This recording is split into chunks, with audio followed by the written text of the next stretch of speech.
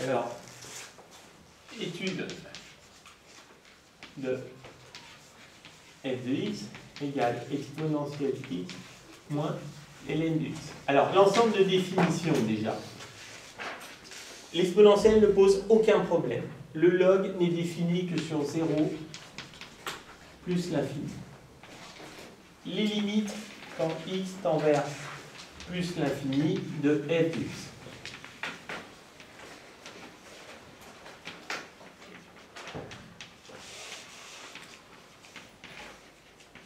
Alors, intuitivement,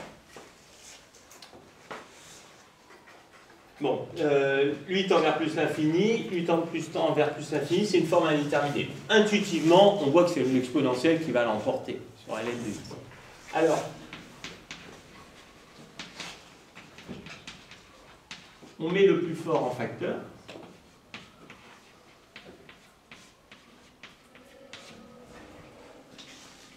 Je vous dirais que si vous me dites que ça tend vers 0, car l'exponentielle l'emporte sur ln de x, ça suffit, je pense que ça suffira au bac. Le tout tend vers 1, le tout tend vers plus l'infini. Mais si on veut être très rigoureux, on est agacé parce que ce n'est pas une formule du cours. Et pas dans le cours. Alors, là, exceptionnellement, il faudrait ruser. Mais je vous dis, ce que je vous ai dit là, vous arrêtiez là, c'était très bien. Vraiment très bien.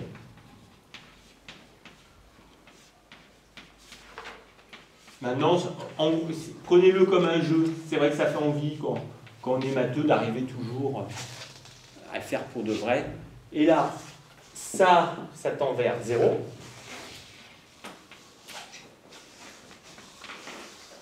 Le cours, hein, et ça tend aussi vers 0,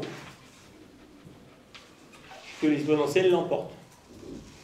Donc, tout ça tend vers 1, ça tend vers plus l'infini, plus l'infini.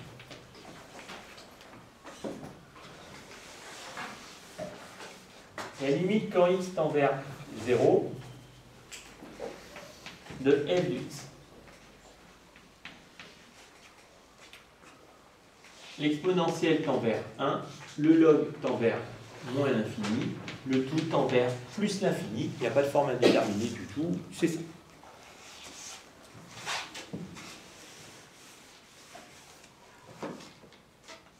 On a donc f' de x, c'est la dérivée de l'exponentielle x moins la dérivée de ln de x. Bon, alors là, je suis un petit peu embêté. Alors, si je réfléchis à rien, boum, je factorise. C'est vrai que c'est jamais mal de le faire. Donc ici, factoriser, c'est mettre au même dénominateur. Mais je suis embêté pour le signe du numérateur. Donc je peux introduire une fonction intermédiaire, le numérateur. Et elle est de la forme u fois v moins 1. J'ai donc g' de x égale, alors là il faudrait écrire u égale, u' égale, v égale, v' égale. Je vais vite. G' de x c'est u' v plus v' u moins la dérivée du 1, c'est 0. Le u, c'est lui, donc u' c'est 1, v plus v' u.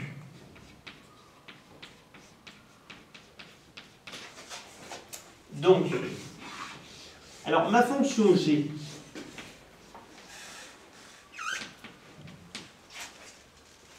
elle ne m'intéresse que là. C'est-à-dire que la fonction g est définie sur R tout entier, mais en fait, on ne s'intéresse qu'à ici. Donc autant en mettre que ici, comme ça on est tranquille. Et à ce moment-là, on voit que ça, c'est toujours positif. Ça aussi, c'est positif. Donc elle est positive, elle est croissante.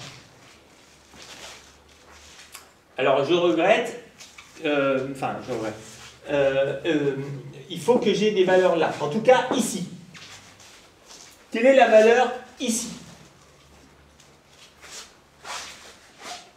eh bien, G de 0, je peux faire le calcul. Il n'y a pas besoin de faire une limite. Ça nous fait 0, moins 1. Et j'ai donc besoin de la valeur ici, puisque je voudrais connaître le signe de G.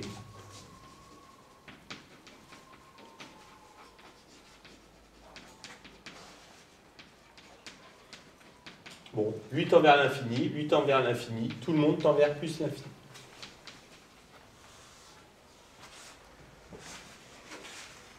Je vais maintenant le dire oralement. La version nickel chrome, c'est, d'après le tableau de variation, G de 0 est négatif. La limite en plus l'infini de G est positive. Et G est continu et strictement croissant. Cette flèche signifie cela.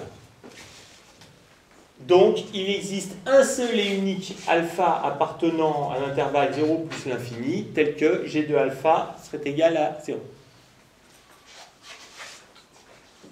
La version light, ça serait du tableau de variation et du théorème des valeurs intermédiaires, on en déduit qu'il existe ce fameux alpha. Ouf!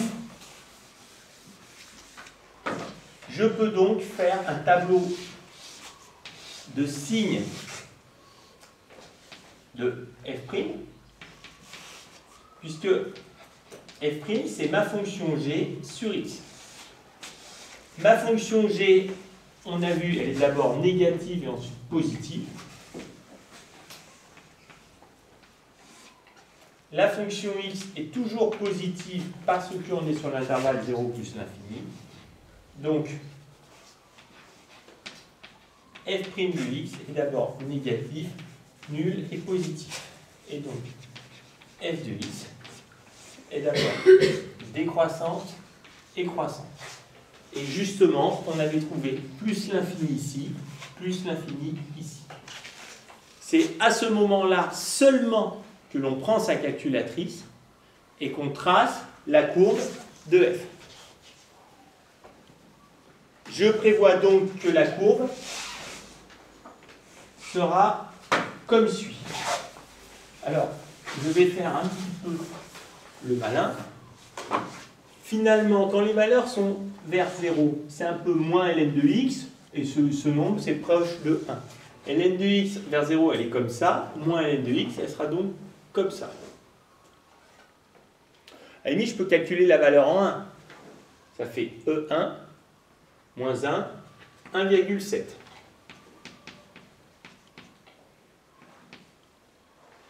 Et puis, quand les valeurs seront plus importantes, par exemple, dès qu'on sera à 2, 3, 4, l'exponentielle sera un gros nombre. Hein. Je vous rappelle que l'exponentielle de 1, c'est 2,7. Donc l'exponentielle de 2, c'est 2,7 au carré. Ça doit être à peu près dans les 8. Donc l'exponentielle de 4, ça sera 8 au carré, 64. Hein, déjà ici.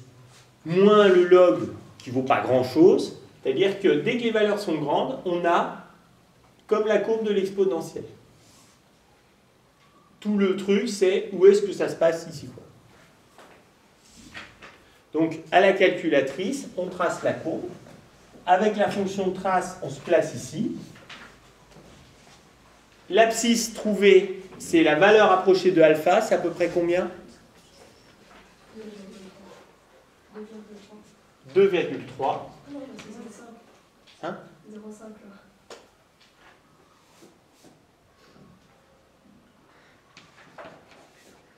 Et ici, 2,3. Pardon, je me suis trompé, elle fait ça alors. D'ailleurs, c'est marrant, vous avez vu que j'avais du mal à les raccorder. J'ai fait mon schéma. Alors que là, c'est plus cohérent. Voilà. Ah non? Non, il y a un problème. Quand... Ah, je me suis trompé là. Quand x vaut 1, ça c'est 2,7, moins ln de 1 qui est 0. Tout à l'heure, j'ai dit moins 1 comme... donc, ici, ça vaut 2,7, et donc, on est en cohérence avec ton 2,3. OK.